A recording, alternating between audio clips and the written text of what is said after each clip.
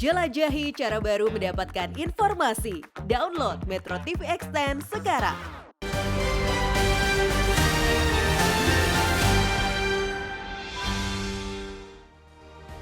Selamat pagi pemirsa, salah desain proyek LRT Jabodebek yang diungkapkan oleh Wakil Menteri BUMN menuai perbedaan pendapat antar pejabat pemerintah. Aksi saling bantah menunjukkan komunikasi dan koordinasi yang buruk di kalangan elit pejabat publik yang bisa berdampak lunturnya kepercayaan masyarakat. Konsekuensinya, masyarakat bisa menolak kebijakan pemerintah yang sebenarnya bermanfaat. Pemirsa, inilah editorial Media Indonesia edisi Sabtu 12 Agustus 2023 dengan tema Blunder Isu Salah Desain LRT. Bersama saya Kevin Egan. Anda bisa berpartisipasi dan berinteraksi dengan kami melalui telepon interaktif di nomor telepon 021 583 9900 dan pagi hari ini saya sudah bersama dengan anggota Dewan Redaksi Media Group Kania Sutisnawinata. Mbak Kania, selamat pagi Mbak Kania. Selamat pagi Egan. Ya. Sebelum kita berbicara lebih jauh mengenai LRT, Mbak Kania, seperti biasa kita akan berdiskusi mengenai sejumlah topik-topik hangat yang ada di harian Media Indonesia pada hari ini. Yang pertama kita berbicara dulu mengenai petani yang bisa mengklaim asuransi kekeringan. Mbak Kania, bencana kekeringan itu akhirnya sudah betul-betul datang, sudah dilaporkan di sejumlah daerah bahwa memang kekeringan sudah betul-betul datang. Ini ada asuransi yang kemudian bisa menjadi salah satu program di daerah yang bisa memberikan antisipasi terhadap musim kemarau yang dikabarkan akan berlangsung lebih panjang dan lebih panas begitu ya, dibandingkan dengan tahun-tahun sebelumnya. Kita sudah pernah berbicara mengenai hal ini, makanya. Oh iya, beberapa editorial yang lalu ya. Jadi puncak musim kemarau tahun ini diperkirakan terjadi dari Agustus hingga September. Ini adalah langkah tambahan yang dilakukan oleh pemerintah, yaitu bagaimana paling tidak bagi para petani bisa mengklaim seandainya lahan sawah terdampak kekeringan. Ya, bahwa kemudian sudah ada di kota Sukabumi misalnya mencapai sekitar 1.000 hektar yang didaftarkan melalui asuransi usaha tani padi, dan bahwa program ini adalah bagian dari upaya untuk mengantisipasi kekeringan akibat El Nino ya, yang terjadi, dan khusus untuk sektor pertanian tentunya para petani yang mengalami gagal panen akibat kekeringan ini perlu diberikan bantuan begitu ya, dan dikatakan bahwa sebenarnya wajib iurannya ini sekitar 180.000 per hektar per musim tanam disubsidi oleh pemerintah, jadi tidak dibebankan kepada petani, sehingga pemerintah daerah harusnya bisa mengambil inisiatif untuk memastikan petani-petani di daerahnya ini terlindungi dengan mengambil asuransi petani. Dan kemudian juga sudah disampaikan beberapa laporan seperti tadi Egan katakan, ada beberapa wilayah paling tidak di Jawa Barat begitu ya yang sudah melaporkan kekeringan, tapi memang ada antisipasi yang terus-menerus dilakukan, termasuk juga ketika mengalami krisis air, menyediakan tangki air bersih dan lain sebagainya untuk memastikan bahwa pengairan pada lahan sawah ini tidak terdampak begitu ya. Tapi kemudian juga diingatkan kembali bahwa bagi masyarakat pada umumnya juga harus bisa beradaptasi gitu dengan kondisi kekeringan akibat kemarau yang dialami pada tahun ini, antara lain juga bagaimana kita melakukan gerakan hemat air ya. Betul. Untuk mengingatkan kembali, jadi ada kepedulian lah terhadap lingkungan yang terjadi di sekitar kita. Ini sebagai langkah antisipasi yang harus dimanfaatkan secara maksimal karena kita tahu bahwa bencana kekeringan merupakan bencana yang selalu terjadi setiap tahun. Walaupun tahun ini sebenarnya skalanya lebih besar ya. Nah, berbicara mengenai sesuatu yang selalu terjadi setiap tahun, ini juga kita berbicara mengenai serapan APBD rendah yang juga dianggap sebagai sebuah penyakit klasik. Mbak Kania, serapan APBD ini baru sekitar 36,2%, sedangkan APBN baru sebesar 45,4%. Ini sudah di bulan Agustus. Sudah mendekati 50% kalau catatan dari Menteri Keuangan. Yang paling tidak untuk APBN ya, tapi APBD ini memang masih harus digenjot, harus diakselerasi. bahwa kemudian juga ada kritikan dari berbagai pihak yang mengatakan apa sih sebenarnya masalahnya kalau ini memang permasalahan klasik yang setiap tahun itu selalu terjadi begitu ya. Ada keluhan yang disampaikan misalnya soal keterlambatan pedoman atau petunjuk-petunjuk teknis, apakah itu penyebabnya, itu yang memang harus dicari tahu. Yang namanya masalah klasik, masa sih kita harus terbentur dengan masalah yang sama gitu. Tapi sekarang dibutuhkan akselerasi. Dikatakan bahwa mayoritas belanja Pemda sebenarnya itu dialokasikan untuk pegawai, belanja barang dan jasa. Dikatakan ada kenaikan belanja modal sebesar 10%, yang tentunya ini diharapkan akan semakin memperkuat perekonomian di daerah. Jadi kita lihat apa langkah-langkah lanjutan yang akan diambil. Ada beberapa hal yang juga menjadi sorotan adalah soal masih relatif kecilnya belanja pelindungan sosial, yaitu sebesar 5,24 triliun rupiah jika dibandingkan dengan belanja pemerintah pusat. Jadi memang harus dicari ya apa penyebabnya dan kemudian diakselerasi hingga akhir tahun ini. Karena masih jauh sekali 36,2%. Ya, masih jauh ya, sedangkan sudah di bulan Agustus. Kita ke topik selanjutnya, Mbak Kania, ini topik yang hampir semua orang membicarakan mengenai hal ini. Iya, karena ini dirasakan ya. Iya, karena dirasakan betul, banyak yang mengeluh ada penyakit ISPA begitu ya, dalam sehari-hari lebih mudah begitu terkena ISPA. Bahkan saya pun melihat langit cuaca Jakarta berwarna biru itu udah jarang banget Kita kayaknya. merindukannya ya. Kita merindukannya. Tapi kayaknya memang perlu kebijakan strategis untuk mengatasi polusi ini ya, Mbak. Betul, Kita betul, nggak bisa betul. kemudian hanya satu daerah, tapi karena ini kebijakan lintas sektor begitu ya? Lintas sektor merupakan urusan pemerintah pusat, pemerintah provinsi Jakarta serta Pemprov Jawa Barat dan Banten. Jadi bisa dibayangkan begitu ya. Karena multisektor ini perlu adanya kebijakan strategis melalui rencana aksi nasional dan rencana aksi daerah. Pengendalian pencemaran udara ini disampaikan oleh Abdul Ghafur dari Walhi, mengatakan paling tidak kita mengetahui sudah teridentifikasi sebenarnya apa yang menjadi sumber polusi udara, ada dari sektor transportasi, kawasan industri, pembangkit listrik dan juga pembakaran sampah. Belum lagi kita bicara soal kekeringan tadi ya, kemarau yang panjang ini ternyata dikatakan bahwa mungkin juga bisa berdampak terhadap tingkat polusi udara di Jakarta dan sekitarnya terutama. Ada beberapa langkah sebenarnya yang mungkin bisa diambil karena berkaitan dengan transportasi begitu ya, misalnya itu untuk melakukan uji emisi kendaraan bermotor di wilayah masing-masing, bahkan diminta atau berkoordinasi dengan Polri untuk diadakannya tilang bagi kendaraan yang belum atau tidak lulus uji emisi. Tapi memang dibutuhkan kebijakan strategis lintas sektor, lintas pemerintah, Pemda dan lain sebagainya untuk memastikan bahwa pengendalian pencemaran udara ini ya harus menjadi perhatian. Ya, dan kita pun ya mungkin punya peran masing-masing ya Mbak ya, mungkin harus menggunakan transportasi umum, lalu kemudian mungkin jika transportasi publiknya tersedia ya. Jika tersedia, itu juga menjadi persoalan. Iya, paling tidak ya ini terus mengancam. Dikatakan bahwa kemarin itu DKI Jakarta menempati urutan kedua kota dengan kualitas udara terburuk di dunia loh, kedua Bisa ya, dibayangkan. Seluruh dunia. Ya.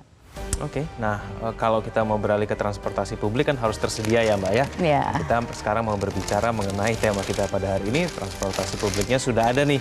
Paling tidak semoga bisa diharapkan bisa membantu untuk masyarakat mau menggunakan transportasi umum, transportasi publik yaitu LRT. Tapi sayangnya Mbak Kania ada yang mengatakan bahwa ini merupakan salah desain. Gitu yang ya? berbicara itu bukan orang sembarangan Mbak Kania, itu adalah Wakil Menteri BUMN. Nah ini bagaimana kemudian ketika ada pejabat begitu, kalangan kementerian mengatakan ini salah desain. Ini kan efeknya kemana-mana ya Mbak Kania? Efeknya kemana-mana dan saya yakin dengan rekam jejak ya paling tidak ya dari sang wamen yang juga saya kenal baik begitu, seorang profesional, bangkit profesional ketika kemudian melemparkan diskursus begitu ya. Artinya ada kritikan dalam tanda kutip yang kemudian akhirnya memicu saling bantah antar menteri dan lain sebagainya. Tentunya ini sangat disayangkan karena proyek strategis nasional yang telah lama ditunggu, yang dicanangkan sejak tahun 2015 melayani Jakarta, Bogor, Depok, dan Bekasi tentunya sebagai moda transportasi alternatif ini sungguh ditunggu-tunggu. Ketika kemudian ada masalah kemacetan yang sampai dengan sekarang ini masih belum bisa teratasi dengan baik, apakah bisa membantu mengurai kemacetan, belum lagi soal polusi udara tadi yang menjadi masalah tambahan di ibu kota. Tentunya LRT ini sesuatu yang sangat ditunggu. Tapi ketika seorang wamen membuka tabir tentang kesalahan desain yang akhirnya menuai saling bantah ini, yang kemudian kita lihat seharusnya mereka padu gitu dalam komunikasi ya. Jadi kita terlepas dari spesifikasi teknisnya gitu, ada perdebatan tentang long span yang membuat kereta itu harus menurunkan kecepatan pada lengkungan tertentu, padahal keretanya ini adalah kereta otomatis tanpa masinis dan lain sebagainya. Tentunya para pakar yang lebih paham Namun yang perlu digarisbawahi, yang terpenting adalah memastikan bahwa proyek ini nanti dalam pelaksanaannya berjalan dengan aman dan lancar dan juga nyaman bagi masyarakat penggunanya, begitu. Itu utamanya sih. Jangan kemudian malah menimbulkan pertanyaan, begitu ya. Jangan-jangan memang ada masalah, karena kalau melihat dari rekam jejak Wamen yang saya kenal baik itu, seharusnya ketika kemudian beliau melontarkan pernyataan seperti ini, jangan-jangan memang tidak ada komunikasi yang tidak tersampaikan, begitu ya, di kalangan internal, bahwa dikatakan ini sebenarnya adalah bagian dari diskusi internal, bahwa ini adalah bagian dari evaluasi pelaksanaan program ini. Tapi saya yakin maksudnya adalah baik untuk memastikan proyek ini terlaksana dengan baik, begitu. Dan agar segera kemudian masalah ini juga diurai, begitu ya, dipastikan komunikasi kepada publik padu, agar kemudian masyarakat juga tidak jadi ragu kan jadinya untuk menggunakannya, padahal ditunggu-tunggu. Iya, setidaknya artis yang kemarin mencoba tampaknya nggak ragu ya Mbak. Ya, kelihatannya bahagia. Kelihatannya bahagia ya ketika diajak sama Presiden Joko Widodo. Dan memastikan gitu nanti dalam penggunaannya itu juga memastikan jaminan keselamatannya ketika Presiden dan juga para artis ini menggunakan LRT, begitu ya. Seperti kita lihat, karena dalam tahap uji coba itu seharusnya ya kemudian dicari gitu ya, kalau misalnya memang masih ada masalah dikoreksi. Jadi saat ketika diluncurkan, karena kalau tidak salah tanggal 26 Agustus ya kemarin sudah disampaikan oleh Presiden gitu, akan dioperasikan untuk memastikan bahwa semuanya itu yang masih perlu dikoreksi tuntas di tahap uji coba, gitu betul. Nah, jadi kesempurnaan itu harus ada pada saat kemudian LRT harus ini sudah betul-betul aman begitu diluncurkan ya untuk masyarakat pengguna yang tentunya sangat membutuhkan saat ini. Karena nanti penggunanya bukan artis-artis dalam sehari-hari Mbak, itu pengguna untuk berangkat ke kantor, begitu kan, mungkin juga jumlahnya jauh lebih banyak dibandingkan dengan dari luar ibu kota Jakarta, juga dari Bogor, Bekasi, Depok dan lain sebagainya. Betul. Oke, baik, karena kita akan ikuti dulu paket informasi berikut ini. Pemirsa, inilah editorial Indonesia, blunder isu salah desain LRT.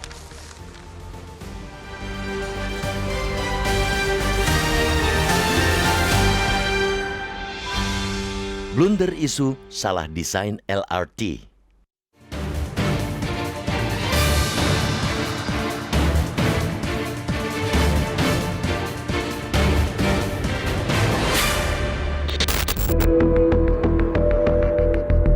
Pejabat di pemerintah kembali membuat pernyataan kontroversial ke publik. Wakil Menteri BUMN Kartika Wirjoatmojo mengungkapkan borok proyek LRT Jabodebek dari stasiun Harya Mukti di Cibubur, Depok menuju stasiun Duku Atas. Tiko, panggilan akrab Kartika, menyebutkan sebagian proyek tersebut salah desain, terutama di longspan atau jembatan lengkung bentang panjang.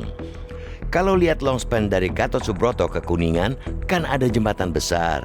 Itu sebenarnya salah desain, karena dulu Adikarya sudah bangun jembatannya, tapi dia nggak ngetes sudut kemiringan keretanya, kata Tiko. Pernyataan Tiko yang mempunyai latar belakang akuntan ini sontak membuat kehebohan di kalangan elit pemerintah. Menteri Perhubungan Budi Karya Sumadi yang juga ikut bertanggung jawab dalam proyek transportasi langsung menegaskan bahwa proyek LRT Jabodebek sudah dibangun dengan hati-hati serta mengutamakan aspek keselamatan. Bahkan, Kemenhub dalam proses pembangunannya juga melibatkan konsultan internasional untuk menilai hasil pekerjaan di proyek LRT Jabodebek. Menteri Pekerjaan Umum dan Perumahan Rakyat Basuki Hadi Mulyono yang biasa menangani berbagai proyek konstruksi pun ikut angkat suara. Baginya, desain longspan yang membuat LRT yang akan melintas harus melambat hingga 28 km per jam dari kecepatan normal 80 km per jam masih masuk dalam koridor keselamatan transportasi. Jembatan lengkung tersebut sudah lulus uji Komisi Keamanan Jembatan dan Terowongan Jalan atau KKJTJ yang berada di bawah Kementerian PUPR. Akibat aksi bantah-berbantahan ini, Presiden Joko Widodo pun mencoba meyakinkan publik dengan turun langsung melakukan uji coba LRT sebanyak 4 kali. Joko Widodo meminta jangan mencari-cari kesalahan. Terakhir, Joko Widodo mengajak sejumlah aktor dan artis demi memastikan diterapkannya aspek keamanan dan keselamatan dalam pengoperasian LRT Jabodebek hingga diresmikan pada 26 Agustus 2023. Proyek LRT merupakan salah satu proyek strategis nasional atau PSN unggulan yang dirintis pembangunannya sejak 2015. Rencananya tarif LRT Jabodebek yakni Rp5.000 untuk 1 km pertama dan selanjutnya masyarakat dikenakan Rp700 setiap kilometer berikutnya. Sesungguhnya beda pendapat antar pejabat pemerintah mengenai sebuah kebijakan merupakan hal yang wajar. Namun situasi ini sebaiknya tidak terjadi ketika kebijakan tersebut sudah diimplementasikan. Kalaupun memang ada perbedaan, seharusnya para elit membicarakan persoalan tersebut di lingkup internal dan tidak mengumbarnya ke publik. Publik tentu masih ingat pada awal datangnya pandemi COVID-19, sejumlah menteri di bawah Joko Widodo membuat pernyataan yang justru membuat publik menjadi panik. Akibatnya, Joko Widodo setidaknya sebanyak 3 kali sepanjang 2020 menegur semua jajarannya terkait dengan buruknya komunikasi mereka kepada publik. Teguran ini sekaligus menunjukkan kekecewaan Joko Widodo akan kemampuan komunikasi terhadap publik yang dilakukan jajarannya. Suka atau tidak suka, komunikasi yang buruk antar pejabat tinggi pemerintahan menandakan tidak berjalannya komunikasi dan koordinasi di antara para stakeholder. Dampak dari komunikasi yang buruk bisa menyebabkan lunturnya kepercayaan masyarakat terhadap elit pejabat publik, termasuk juga pemerintah. Konsekuensinya, masyarakat pun bisa menolak kebijakan pemerintah yang sebenarnya bermanfaat bagi kehidupan mereka. Dalam isu longspan LRT ini, tidak tertutup kemungkinan masyarakat berpikir 2 kali untuk menggunakan moda transportasi ini. Apalagi, rencananya LRT ini tidak menggunakan masinis, seperti kebanyakan pengoperasian kereta di Indonesia. Konsekuensinya, upaya pemerintah untuk mengajak masyarakat untuk menggunakan moda transportasi massal demi mengurangi kemacetan dan polusi menjadi sia-sia, alias gayung tidak bersambut. Karena itu, para elit di pemerintah seharusnya sadar bahwa komunikasi merupakan salah satu kunci dari tercapainya sebuah tujuan kebijakan. Tanpa komunikasi dan sharing informasi yang baik, sebuah perencanaan dan eksekusi kebijakan terancam tidak bisa berjalan optimal. Sayangnya, komunikasi yang dilakukan para bawahan Joko Widodo seringkali tidak dapat menjangkau publik dengan tepat, bahkan tidak jarang berakhir blunder. Seharusnya isu salah desain LRT segera diselesaikan pemerintah. Tak elok sesama pembantu presiden berbantahan di ruang publik.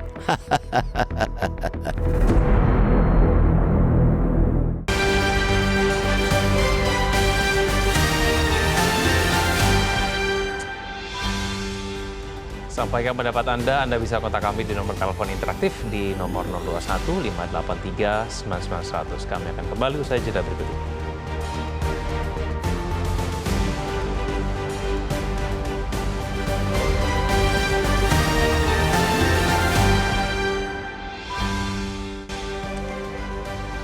Pemirsa, untuk membahas tema editorial Media Indonesia pada hari ini, kami telah terhubung melalui sambungan telepon dengan pengamat kebijakan publik, Agus Pambagio. Mas Apam, selamat pagi.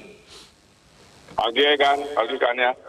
Ya, terima kasih atas waktunya Mas Apam. Mas Apam, kita bahas dulu mengenai pernyataan Wakil Menteri BUMN ya. Menurut Anda, apakah pernyataan mengenai LRT salah desain itu merupakan blunder?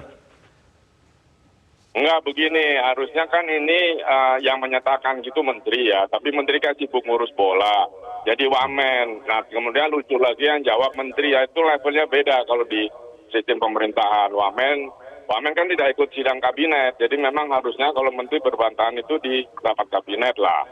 Kalau ini levelnya sudah beda. Nah, soal salah desain, saya nggak tahu, saya bukan ahli desain dan sipil, tapi desain yang mana ya, gitu. Intinya, LRT itu dibuat oleh Inka, iya. Badannya dan boginya yang jelas. Tetapi perlengkapan elektronik, hidrolik dan sebagainya itu beli, merakit dari banyak vendor. Saya nggak tahu, dari awal sudah saya ingatkan bahwa hati-hati kalau beli dari multi vendor itu koneksinya menjadi sulit.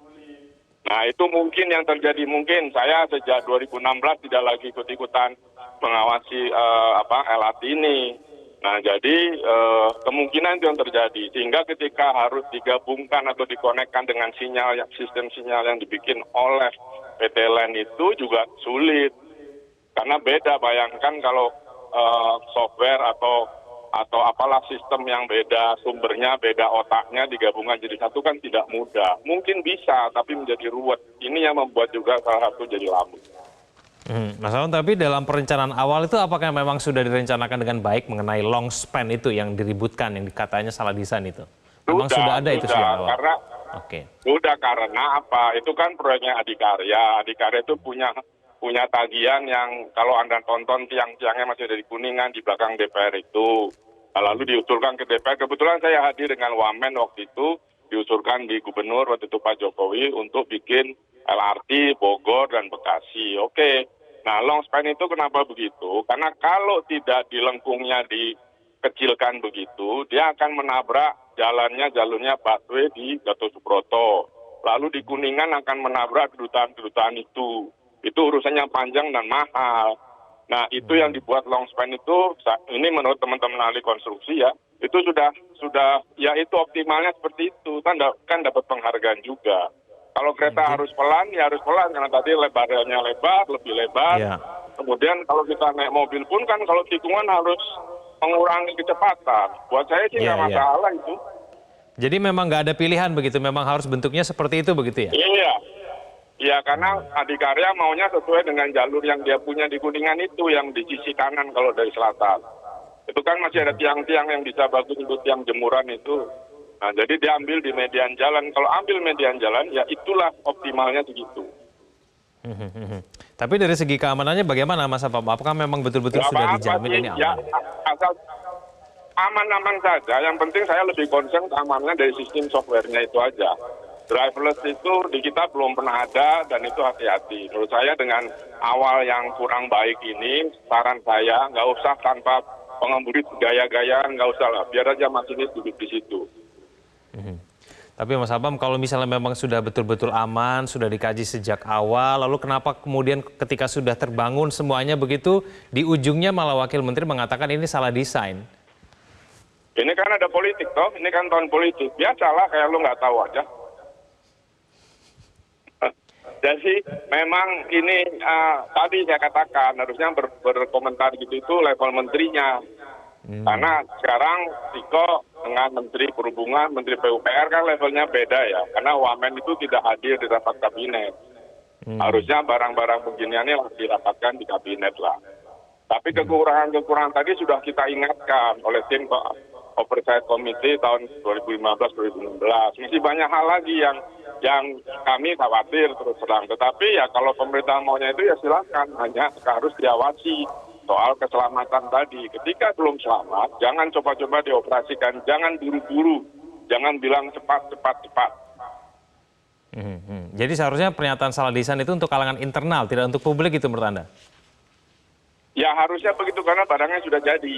Saya nggak tahu yang dimaksud salah konstruksi apa. Saya nggak berkomentar karena saya bukan ahli konstruksi atau desain. Jadi itu apanya? Kalau dilihat long span itu ya itu optimalnya sudah begitu. Kalau desain keretanya ya dari awal kita sudah ingatkan karena desain kereta Inka yang di LRT Palembang juga bermasalah kan. Karena itu relnya juga aneh mengikuti kontur jalan sehingga bunyi kerot sampai sekarang tidak bisa hilang. Jarak 23 kilo, 60 menit. Itu kan juga sudah lebih parah lagi. Nah ini masih lumayan, ya begitulah kata Presiden kan kita masih belajar. Ya enggak apa-apa, pesan saya hati-hati pengoperasiannya. Lebih baik dengan masinis duduk di depan mengemudikan itu daripada melepas pada sistem yang sebetulnya kita belum juga yakin. Ya, Mas Apam melihat mengenai dampak apa yang dikatakan oleh Wakil Menteri BUMN. Sekarang ke depannya ini bagaimana kemudian membangun komunikasi kepada publik yang baik, bagaimana cara kemudian meyakinkan publik untuk mau menggunakan LRT ini ke depannya nanti? Ya, damage has been done ya, sudah terjadi. Jadi masyarakat juga was-was, sehingga ini perlu komunikasi yang baik. Karena begini, LRT Jabodebek itu adalah kalangan menengah atas penumpangnya. Karena dia ada di sisi, kalau Jagorawi sebelah kiri dari sini gitu kan. Kemudian yang itu ada juga di kanan, itu ada perumahan-perumahan menengah mewah. Jadi kalau LRT itu pangsanya adalah orang yang punya kendaraan pribadi. Jadi TOD-nya untuk pengelola LRT bukan membangun apartemen dan sebagainya, tetapi parkir gratis. Karena orang-orang itu pasti punya kendaraan dan lebih baik naik mobil jadi 1 jam, 2 jam daripada harus naik LRT, terus parkir mobilnya bayar atau harus jalan kaki dan seterusnya. Jadi menurut saya dioperasikan, tetapi sekali lagi safety harus nomor satu, pastikan untuk itu saya sarankan harus ada masinis saja, jangan gaya-gayaan driverless gitulah. Karena kalau ada orang di situ, kalau ada masalah bisa cepat ditangani. Sekali lagi tolong pakai masinis saja. Baik, Mas Apam terima kasih telah hadir bersama kami di editorial Media Indonesia. Selamat pagi, Mas Apam. Pemirsa jangan kemana-mana, kami akan kembali usai jeda berikut ini.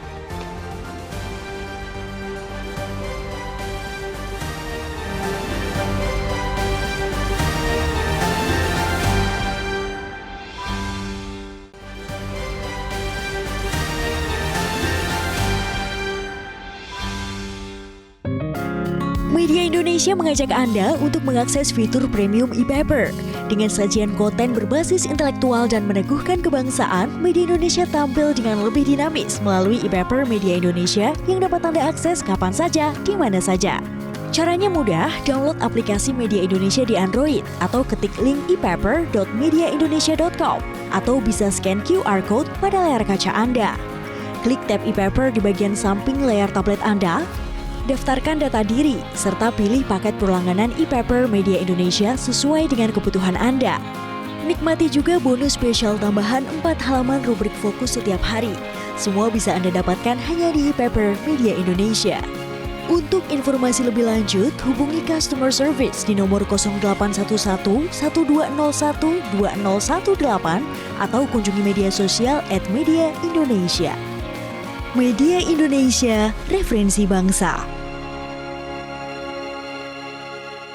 Kembali bersama kami di editorial Media Indonesia. Pemirsa, di segmen ini kami mulai menerima penelpon dari Anda. Yang pertama ada warga Bogor, Jawa Barat. Mungkin saja ini merupakan calon pengguna LRT. Ada Pak Solahuddin. Pak Solahuddin, selamat pagi. Selamat pagi. Ya, silakan Pak Solahuddin. Ini ibarat bermain musik. Wamen BUMN ini panas.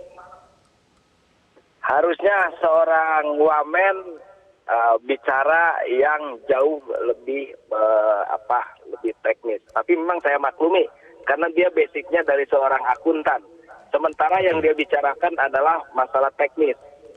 Ya. Saya yakin yang namanya desain itu udah diuji sedemikian rupa, sudah dibuat yang namanya prototipe, baru dituangkan dalam bentuk yang sesungguhnya. Oleh karena itu ketika dia berbicara ini salah desain, saya pikir yang salah itu dia nggak ngerti soal yang namanya konstruksi, yang namanya long span itu kan ada rumusannya, ada lengkungannya berapa, kemiringannya berapa. Makanya saya sebagai orang teknik sipil, ini bentuk pelecehan bagi kami para engineer. Karena yang bicaranya itu seorang wamen yang seharusnya menyejukkan semua, dan kami para pengguna atau calon pengguna ini nyaman, dibuat tidak nyaman. Dan ini membuat kegaduhan. Oleh karena itu perlu juga dievaluasi ini Ibu wamennya ini. Jangan sampai tadi yang saya bilang di awal, falas. Jadi dia seharusnya seorang backing vokal yang bagus, malah justru mengambil alih mikrofon dari seorang vokalis, yaitu menteri yang sekarang sibuk ngurusin sepak bola. Ya jadinya seperti ini. Ya. Gitu. Oke. Baik. Jadi Pak Solahuddin tidak akan ragu begitu ya untuk mau menggunakan LRT nanti ya? Tidak. Saya akan menggunakan LRT itu karena ini adalah merupakan kebanggaan bagi kami, di mana sudah lama ini menjadi cita-cita atau harapan kami bahwa Indonesia harus memiliki sarana transportasi yang berbasis rel yang aman dan nyaman. Oke, baik. Terima kasih Pak Solahuddin dari Bogor, Jawa Barat. Kita ke penelpon kita berikutnya dari Jambi. Ada Pak Ramadan. Pak Ramadan, selamat pagi. Selamat pagi, Metro. Assalamualaikum warahmatullahi wabarakatuh. Waalaikumsalam. Silakan Pak Ramadan. Bagi orang-orang yang kecil seperti tinggal di dusun dan di desa ini, kebijakan publik yang diambil oleh intelektual yang diamanahkan untuk mengambil suatu kebijakan publik, tentu publik masyarakat di bawah ini mengharapkan kenyamanannya. Maka informasi sekecil apapun perbedaannya jangan sampai bocor diketahui oleh halayak ramai.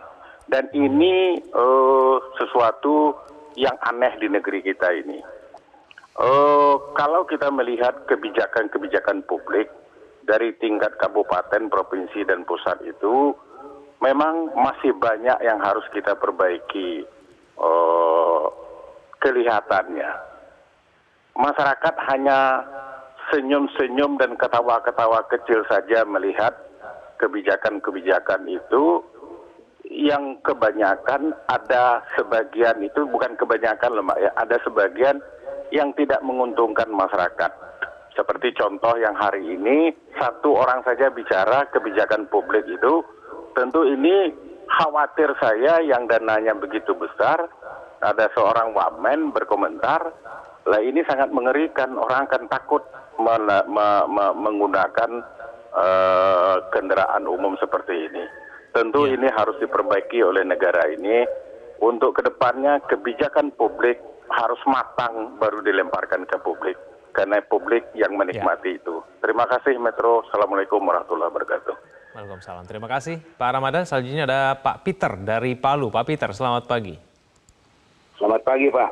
Jadi saya sama dengan penelpon pertama, saya ini orang teknik sipil, saya pensiunan dosen.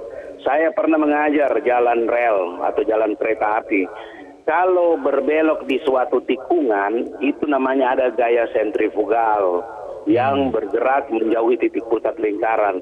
Jadi karena kalau R atau jari-jari suatu tikungan itu kecil, kecepatannya harus kecil. Kalau R-nya besar, harus besar juga kecepatannya bisa besar. Tetapi yang menjadi masalah itu LRT itu ada kan gedung-gedung yang tinggi. Kita kan tidak mungkin menabrak gedung-gedung yang tinggi, makanya harus dikecilkan R-nya. Kecepatan harus diturunkan, kalau tidak terguling karena gaya sentrifugal itu.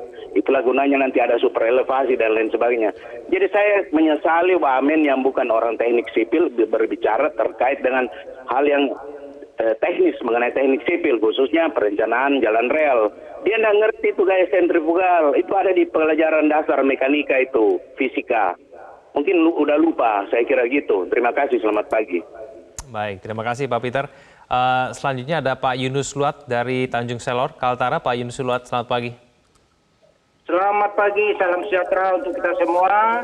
Ya. Blunder isu desain LRT. Saya mohon izin, kami dari pelosok sekali, Kalimantan Utara, tapi mau berbicara terkait teknis. Ya, bukan berarti mau menguasai, tapi saya kira yang namanya blunder itu manusiawi ya, tapi tidak bolehlah terlalu lancang bicara, karena itu bukan kewenangan, apalagi latar belakang pendidikan yang berbeda. Mohon maaf ini Ibu Wamen. Kemudian, untuk LRT ini saya kira sudah memenuhi semua unsur kelayakan. Dan saya, kebetulan kami basic fisika, itu ada yang namanya sentrifugal, ada yang namanya percepatan sentripetal. Itu juga menentukan kelengkungan daripada jembatan yang dimaksud. Dengan rumus yaitu AS atau percepatan sentripetal itu V kuadrat dibagi R atau sudut kemiringan itu harus ada supaya itu tepat. Dan saya kira tidak usahlah kita buat isu baru untuk merusak citra dan lain sebagainya. Saya tidak bermaksud membela siapa-siapa, tapi ini biaya sudah besar. Kenapa baru dibongkar-bongkar sekarang? Lebih bagus itu untuk bangun daerah kami yang di Kalimantan Utara yang baru saja menjadi provinsi, dan memang perlu banyak uang untuk membangun daerah perbatasan di Longampung, di Longnawang, Kerayan, itu batas kita dengan Malaysia. Bagus dana itu dipakai di sana kalau mau merusak-merusak setelah ini. Mohon maaf, ini masukan kami dari pelosok. Jadi secara teknis saya intinya ini sudah dinilai ada kelayakan dan sebagainya. Warga masyarakat siapapun tidak usah takut pakai itu. Kalau memang itu rusak, itu adalah kehendak Tuhan. Tapi mudah-mudahan tidak terjadi karena ini sudah diuji coba. Terima kasih, sukses selalu, damai, aman, sejahtera untuk kita semua.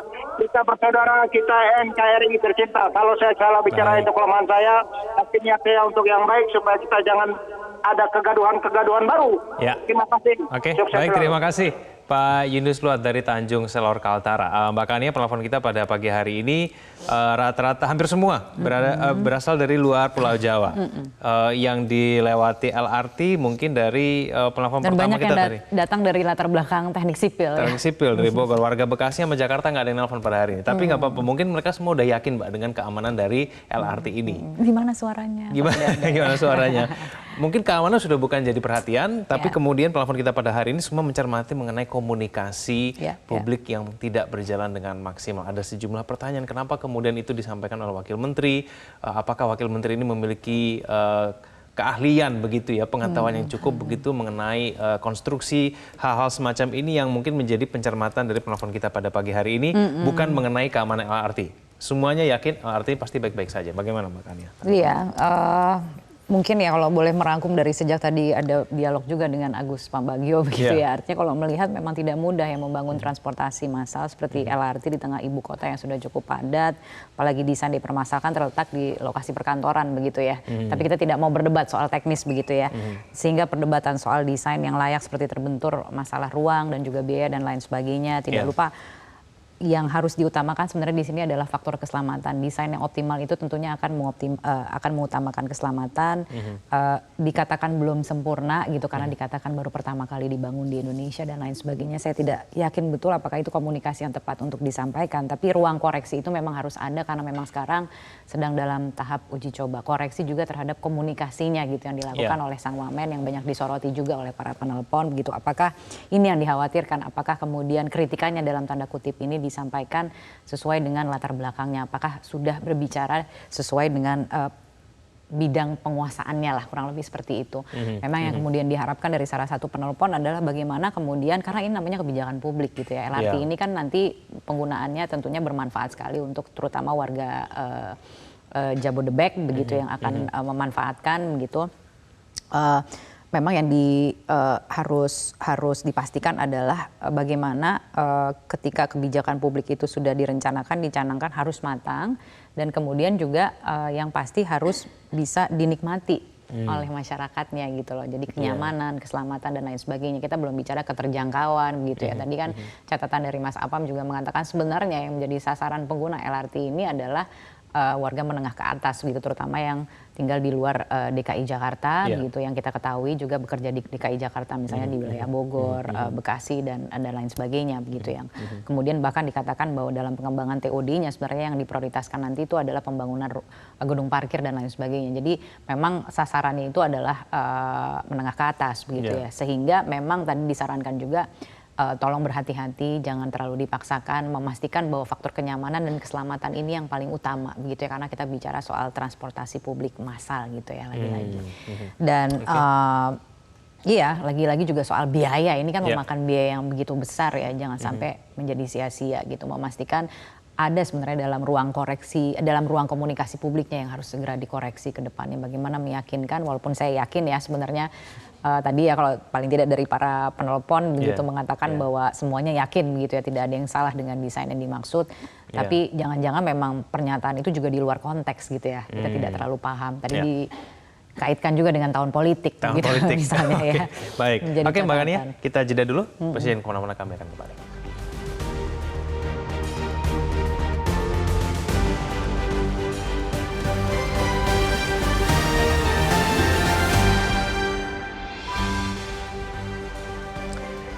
Kembali bersama kami di editorial Media Indonesia. Mbak Kania, di luar mengenai kritikan komunikasi publik yang tidak berjalan dengan maksimal, apa yang disampaikan oleh Wakil Menteri BUMN, adanya LRT ini sebetulnya merupakan kebanggaan ya buat kita ya.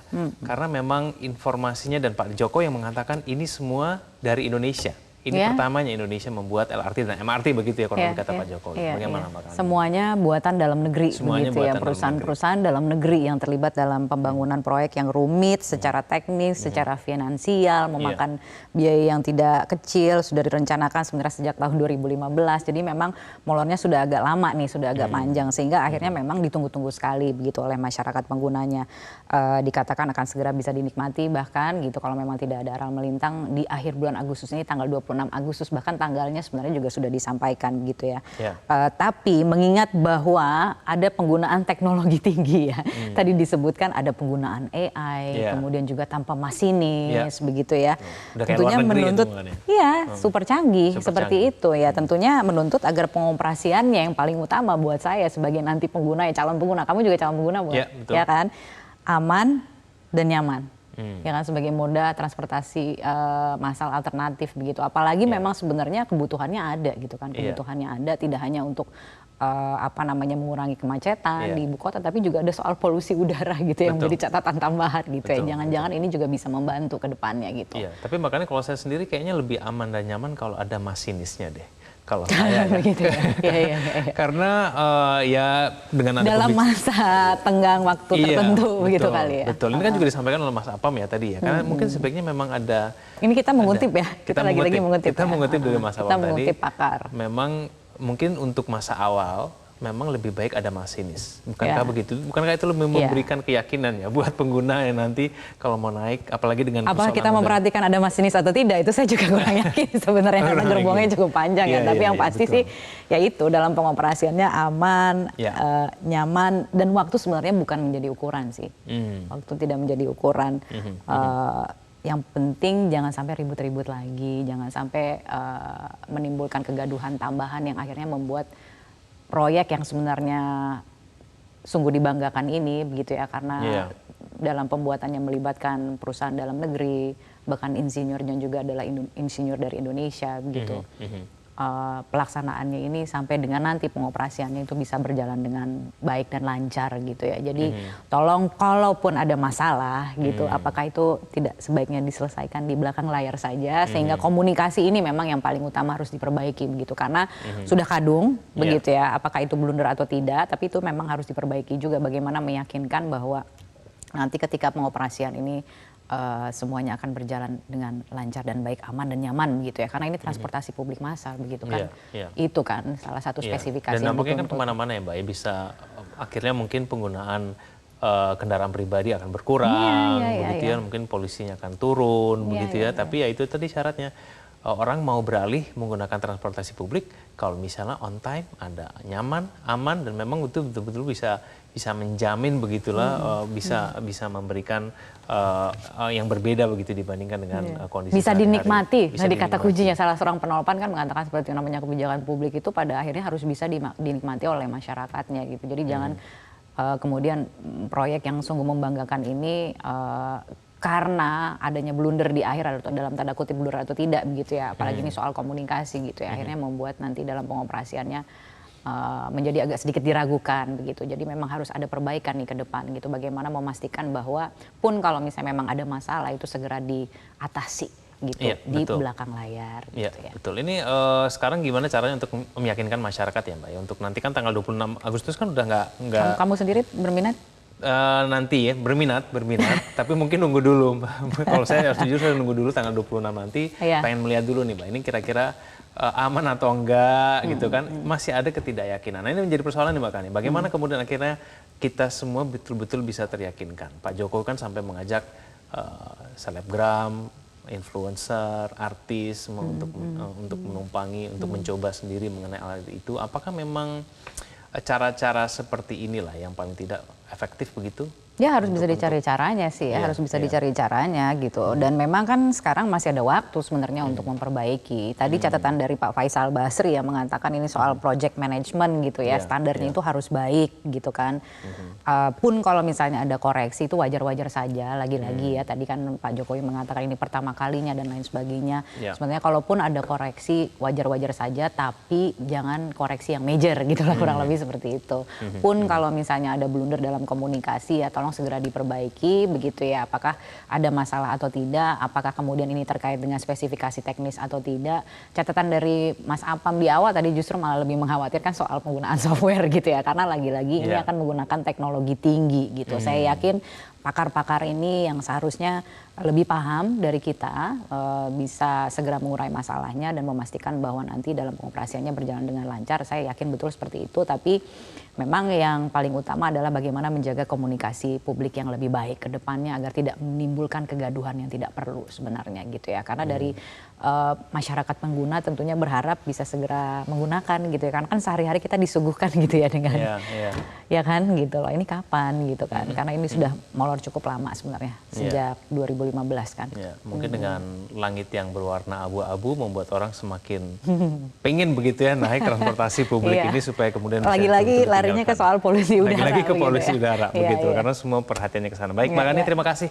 telah hadir pada pagi hari ini. Selamat pagi Mbak Kania. Selamat pagi, terima kasih. Para elit politik pemerintah seharusnya sadar komunikasi adalah kunci tercapainya tujuan kebijakan agar perencanaan dan eksekusi kebijakan berjalan optimal. Isu soal desain LRT harus segera diselesaikan pemerintah karena tak elok sesama pembantu presiden berbantahan di ruang publik. Terima kasih pemirsa, Anda telah menyaksikan Editorial Media Indonesia. Selamat pagi.